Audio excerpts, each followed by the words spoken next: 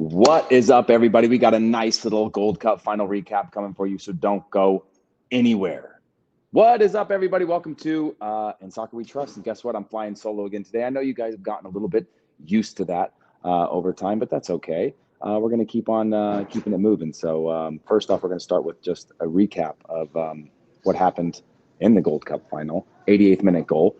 And I'm going to be honest with you guys. If you can see from my hair, my disheveled look, I've been on the go all day today. Got a chance to watch the game. I was actually worried it was going to go to we'll do this look, guys. We're going to do the Billy Madison backwards hat look, like I'm leaving Wimbledon right now. Wimbledon final, by the way, happened today. If you didn't get a chance to watch that, go and watch it. But I am all about this Gold Cup final. It was an unbelievable one. First off, I don't know, and we've got to talk about this, and let me know your thoughts.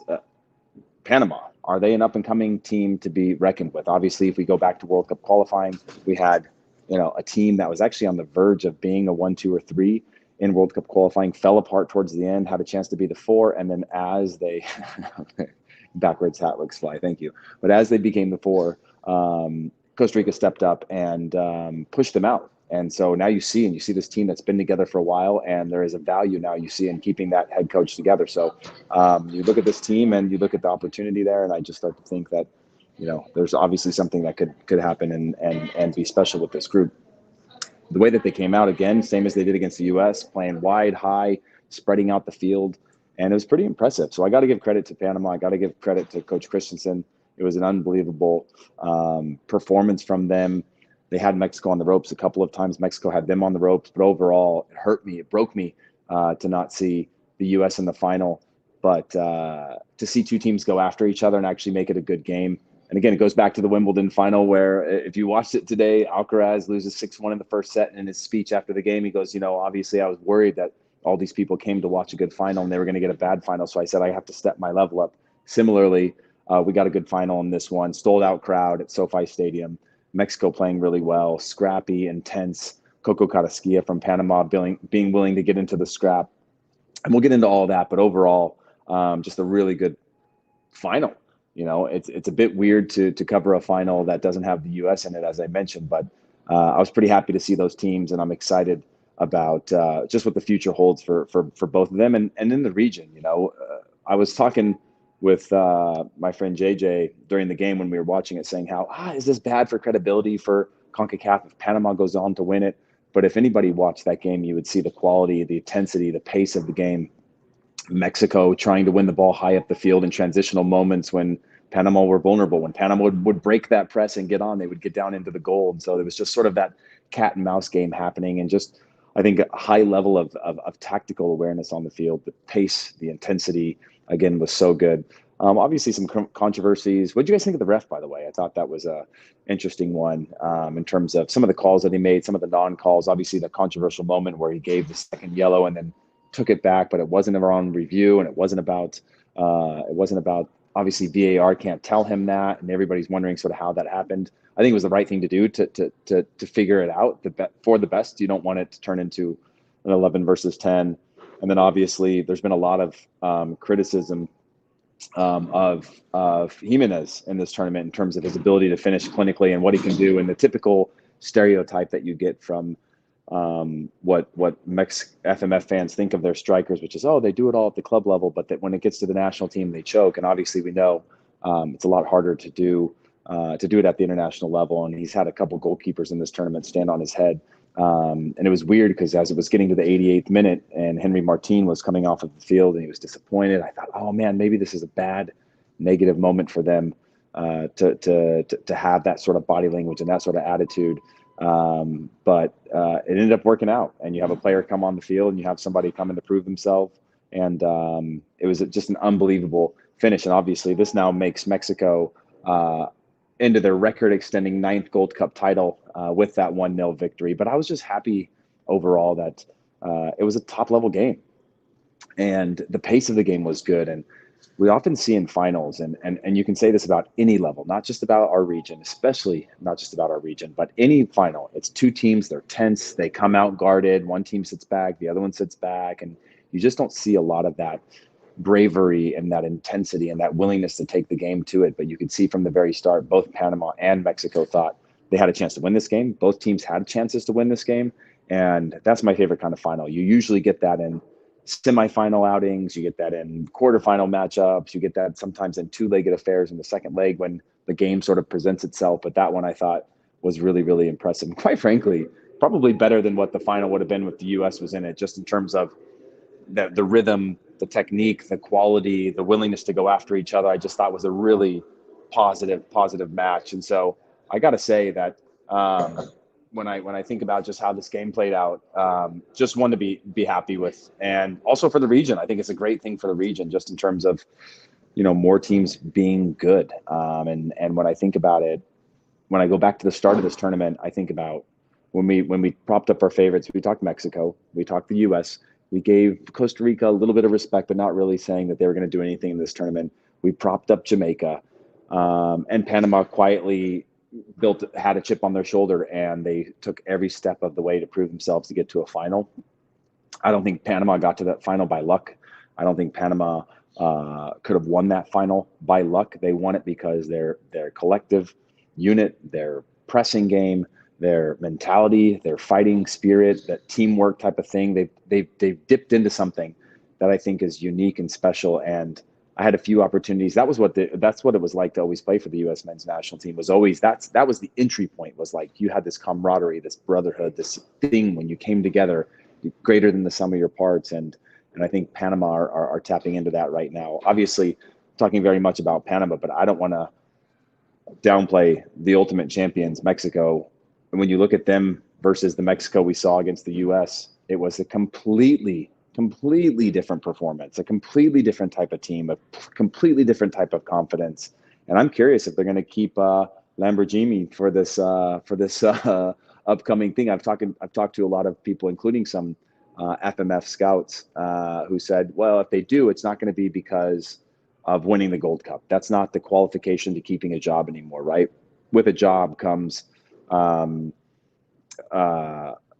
principles that you want to play, the style of play, the foundational things that we've seen now with the U.S. and the way that the U.S. has grown from 2018 failure to now.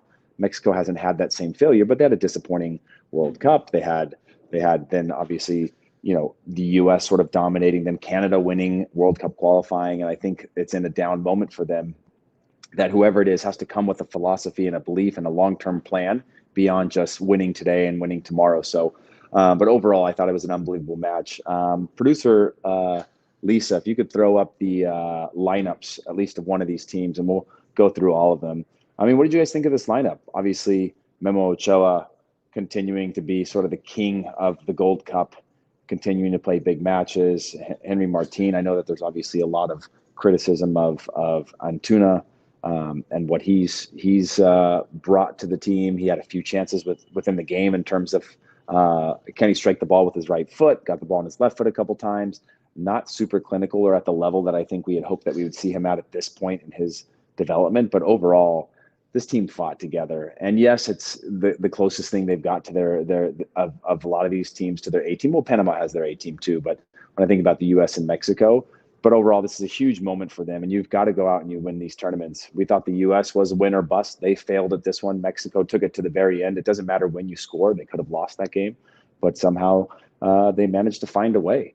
So let me know what your guys' thoughts are on this match overall, this lineup that Mexico put out. Did you like the midfield? Do we really think Alvarez is ready to go to the next level in terms of his game? Can he be one of the few players that leads Mexico into that next generation, as we've seen all of their legends sort of fade out and slowly head towards retirement? And now it's about the next generation. It's about the next player. I know there's complaints about the players are making too much money in Mexico right now to leave and try something new. And we need, Mexico needs that generational change. And I'm just hearing now from our producer, Lisa, that Memo Ochoa won the Golden Glove naturally.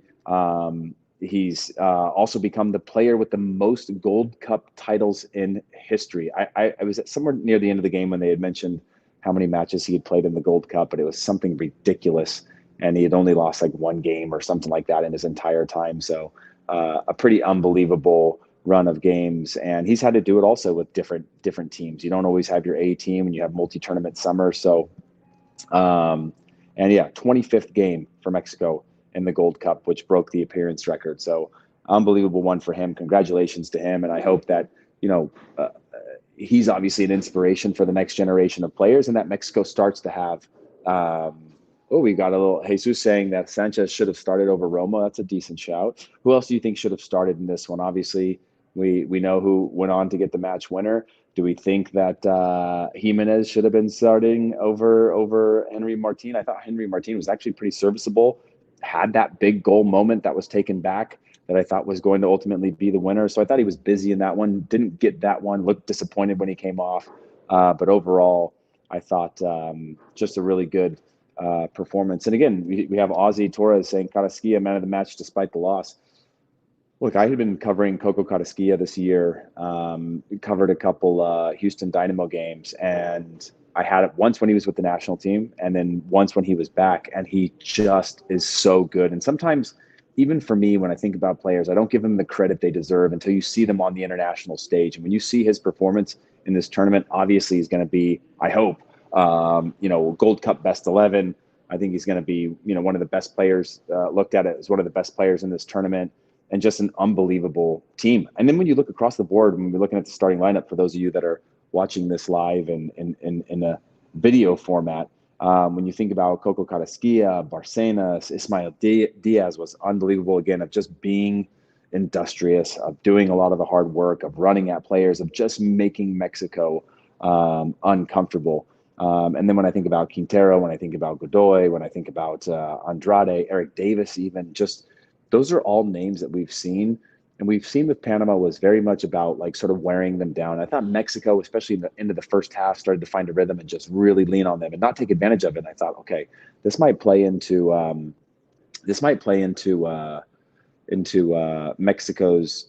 Panama's hands the longer they can go with withstanding Mexico. Come out in the second half and it was a little bit more of an even match again. And so overall, I just thought it was a really good game. And for me as a neutral, it's very rare that I get to watch and know that I'm gonna do a show after where I can watch intently in the way that I do with the U.S. men's national team, where I'm watching two teams play and see where the space and the areas are. Usually, if I were to watch a final like this, I'd be sitting back, relaxing, just sort of taking in the game, hoping it's a good one. But watching this one intently, and you see the movement, you see the way that Panama were like, same against the U.S. They're going to open up high and wide and really stretch the field out on Mexico. And just the cleverness between Mexico saying, okay, we're going to go, or if we turn the ball over, we press right away, we win it back. And the few times that Panama said, okay, if we can get past that first layer, we're going to spring out on the counterattack and do something dangerous. And you could just sort of see game plans. And honestly left me a little bit jealous, because I think at times it felt like with the U.S. men's national team, it lacked a game plan, right, over the last few years as this team was looking for its rhythm as a group, as an identity. Seeing that all come together in this one was pretty spectacular. And you can see how identities are formed. You can see why, even though Panama failed, they keep Christensen as the coach. They continue to improve. I say failure with all due respect to where they are. Obviously, they weren't favorites. They weren't probably put into the category to have qualified for 2022. But I say failure because they were in a really good position earlier on in qualifying and just sort of fell apart as it went on and on and on, and allowed Costa Rica to sneak into that spot, which is disappointing, because if you look at this team and you look at how hard they are to play against, and you look at the way that they did it in a neutral venue or in SoFi, whereas, I wasn't there, but I'm assuming it was 80+% Mexico fans in there, and you could hear that humming and that noise and that pressure. They rose to that occasion, and it was a last minute effort that buried them. But I agree with the ace of them spades. SoFi should get the final. I mean, that venue was unreal. David saying that SoFi is a spectacular soccer venue. I was there for Leagues Cup showcase last August. Obviously, those were I remember those being doubleheader days, and the atmosphere was incredible, right? And I think hopefully we'll see that again with the Leagues Cup, but SoFi seems to be the one. And I know that there's a lot of criticism in terms of, I don't think it's the attendance. I think it's actually the field space. And this might have been a big moment for them to be able to show, because I'll tell you this, I've got friends that work at FIFA. They were there. I've got friends that work at UEFA. They were there. I've got friends that work at Concacaf. They were there. And they're not there because they just want to enjoy a Gold Cup. They are there because they are measuring and looking at something. Now, that could be a semifinal there. It could be a final, but they were there for a reason, not just to take in Panama-Mexico game. You don't fly that far unless there's some business to be had as well. So I know that they're looking at it, and hopefully they see the opportunity of just the magnitude of that stadium. Even visually, when you look at the layer of the TV cameras, the way that looked, when you looked at just the technology that they had, the atmosphere, the noise that was coming through was just unreal. Last question real quick, and then we'll jump to our first and only break of the show. But Soccer Boy Media says American soccer media are calling Gold Cup tournament in the future going away. Is that future going away? Like it's going away? I'm not sure I understand exactly what the question is, but we're going to take our first and only break of the show. When we come back, maybe we can get a little explanation, throw another comment up so that producer Lisa can throw it up on the screen, and we'll talk about it. But guess what? Don't go anywhere. We'll be right back.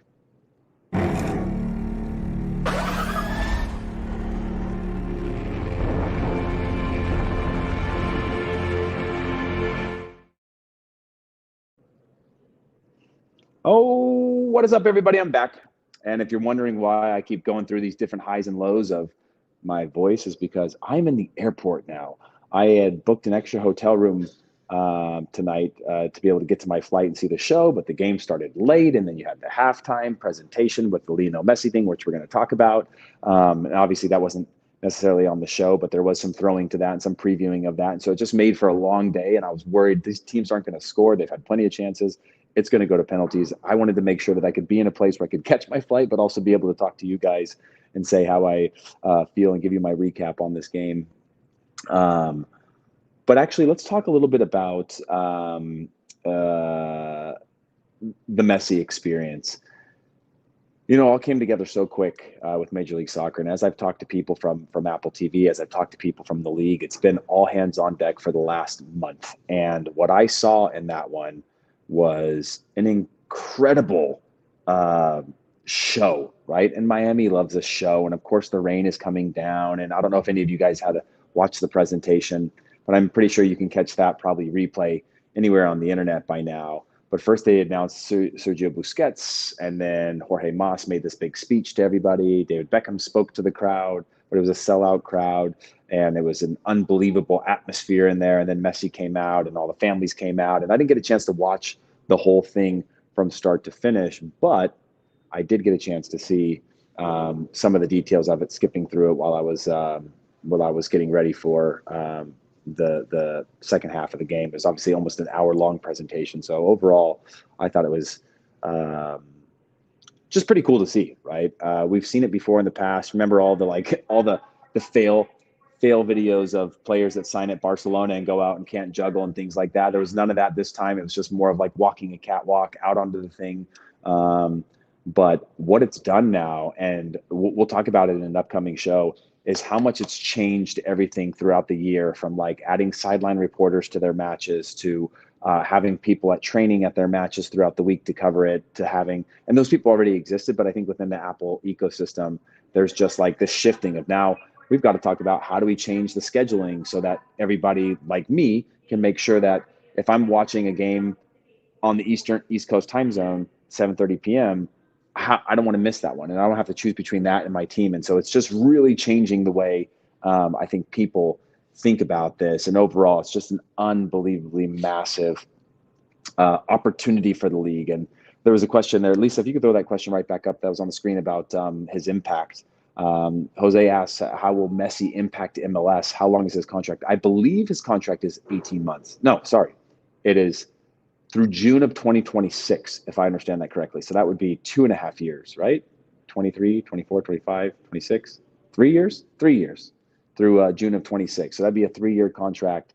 I think his impact will be bigger than any impact that anybody has ever had on the league, whether that's the commissioner, whether that's a David Beckham experiment that happened, because with regard to the streaming platform, it's a fully global exclusive distribution. So you're talking about a player that can capture the minds, the hearts, and hopefully, if in the case of the league, the consumption of the global fan to be able to see Lionel Messi play. It's going to up the quality of the league. Hopefully, it changes some of the mechanisms of which teams can build rosters to be able to be competitive and make sure that he has the right team around him to be his best. But also others to be able to come over and compete. You know, during that Messi presentation, they cut to DeAndre Yedlin, who was all dressed up in his like fly gear and whatever, and they asked him about it. And DeAndre's usually pretty coy with things, and he's a little bit on the quieter side in terms of what he shares with the media. And he was like beaming with like, I can't believe he's here, and it just brings out the fan in all of us. My quick flex of the day is that I had a chance to play with Messi, and this is I can't tell you this is 100% true, but this is what we were told, and it makes sense. 2008, we played England at Wembley. Then we flew to Spain to play Spain in Santander. That's 2 flexes so far. And then the third one for that summer was playing against Argentina at Giant Stadium. Before the game, the team sheet goes up on the board. You see who you're playing against, whatever. We see, okay, Messi's not in the lineup. Great for me, great for whatever. I had Kun Aguero on my side for the game. But as they headed into the locker room, we had found out that apparently within the promotional contracts, that if Messi was fit and healthy to play, he had to play if they wanted to be able to receive their match bonus or play bonus or whatever. So sure enough, Messi didn't warm up with the starting team, and he came out in the tunnel in the starting lineup, played one half, kind of cruised around, had a couple of really great passes that we were fortunately able to get out of, and then he went off the field at halftime. And so that's my humble brag for today of my Messi story. But I just remember that specifically and all of those details. And I played in some big games against big players and big teams.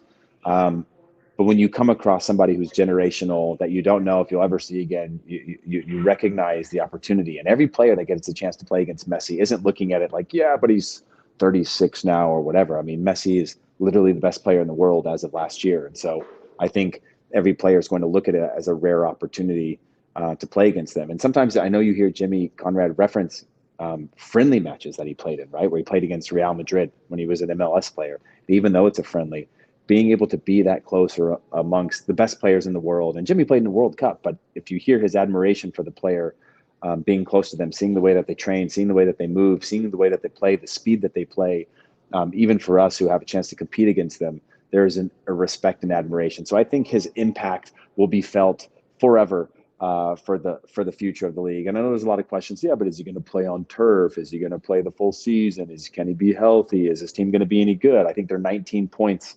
on the season so far. They've got a long ways to go to making it to the playoffs this year. And I would love to see that happen. I would love to see this team turn it around and add a few pieces that are going to change the trajectory of their season. And to see Messi have the quality of player around him that makes him happy. What we've seen in the past is that quality that a player is used to when they're the big star drop off when they come to MLS and then feel frustrated by that. But I don't think that's going to be the case. I think this is a guy who is an ambassador for the game, and we got him in our domestic league. And I think that's just a massive, massive opportunity to the point where I am going to make sure that I get a chance to see him play in one of these stadiums on the West Coast whenever that happens. And by the way, yeah, Ace Stone is saying, I can't picture Messi playing in turf in a hot summer day in New England. I mean, he's played all over the world. He's played on bad pitches with the national team. He's played on bad pitches at Barcelona, at PSG. It's not always just that luxury. I only play on good pitches. Turf is different, but I don't see it being any different for him. He's a smart player. He's intelligent with his movement. He's highly efficient with his movement. So it's not like he's, really, really overdoing it. And he's at a point now where he's got a team around him, a medical team, a medical staff that I'm sure is managing his minutes well and managing his time well. But I just think that overall it's going to be a huge thing. And they announced that Messi's deal will be for 2.5 seasons, and they'll pay him 50 to 60 million annually, putting the total contract value between 125 and 150 million in cash. Not to mention, he's already done. What's the JJ? What's the burger that he's done? From where? Hard Rock Cafe. Is that what it is? And I just saw a friend of mine works in the cruise line industry, and they just put in a big sponsorship. If you saw on the platform of the announcement today, Royal Caribbean is now a big sponsor. I mean, it's bringing more eyeballs, which means it's bringing more dollars. It's bringing more, elevation to the marketing side of things and opportunities that are going to trickle down to all of the players. So what do you guys think? Do you think Messi's going to have the impact that we hope that he does? I'm not measuring it based on how many trophies he wins while he's here. Just the fact that he is here and he's going to be here for a while with his magnitude. I mean, this is a guy who has literally won everything and it's bringing more exposure internationally, but hopefully, it brings more exposure domestically, brings more exposure to television, it brings more exposure to the league itself. It brings more opportunities for accessibility to be able to play the game, for more money just being pumped into the game in all ways that everybody benefits. That's my hope. But time will tell and all that. I think it'd be ridiculous if that didn't happen. I think if we start trying to play the game where we want to hold him to the standard, where he's got to win the trophy every year and all that things, we know that it's a team environment, and he's always had stacked teams where he's never had to really deal with that in a way where he had to go solo. He's had good teams around him all the time. So I think there's a chance for him to be able to continue doing that. And at Miami, if they give him the resources, or if they can figure out the contractual situations within the teams, that they can add players and at least make it, if they don't win, a team that can be really entertaining and fun to watch. But anyways, guys, I think that's it on those two subjects, but we'll just wrap this up with some final thoughts. As Ace Stone says, devil's advocate, I agree that MLS will grow, but did Messi's arrival at PSG help grow Liga? I'm sure it helped grow Liga, but they also, you also had the Neymar period. There's also a tribalism, I think, that exists in Liga that isn't quite here yet in terms of, the rest of the league's love for or hatred for PSG is very different than I think what we have here. People there aren't looking to see the sport grow.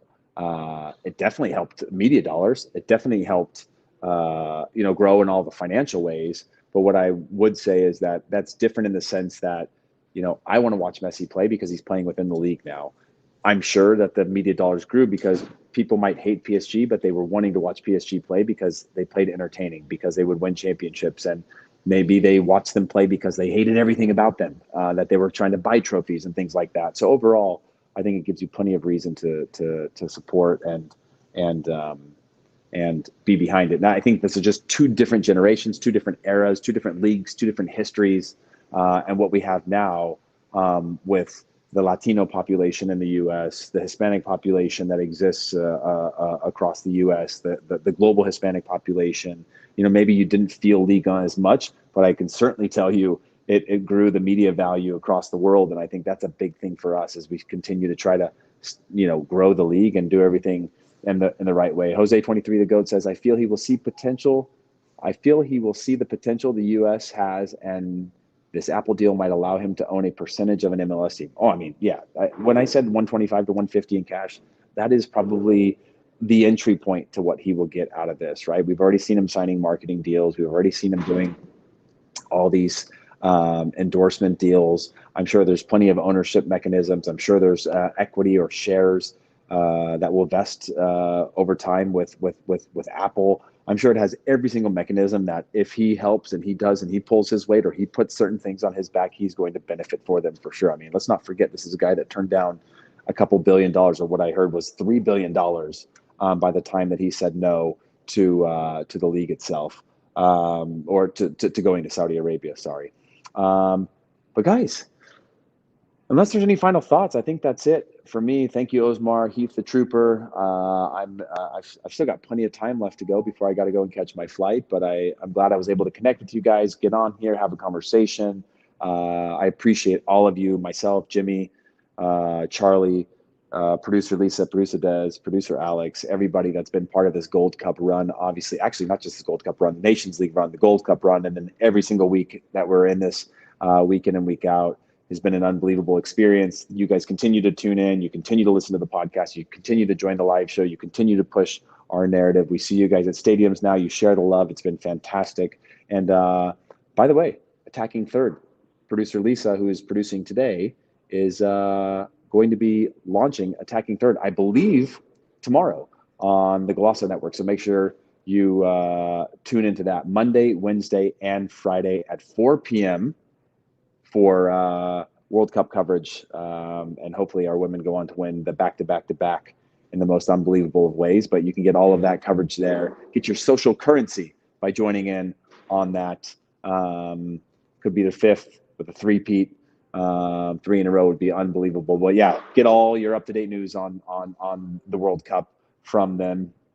And until then, guys, I appreciate everything. I appreciate you guys joining. with me. If you haven't already, make sure you comment, make sure you like, make sure you subscribe, make sure you share it with one friend. If you just share the show with one friend, they'll share it with one friend. We'll build this big old community heading towards 2026 and beyond. We're having so much fun doing it.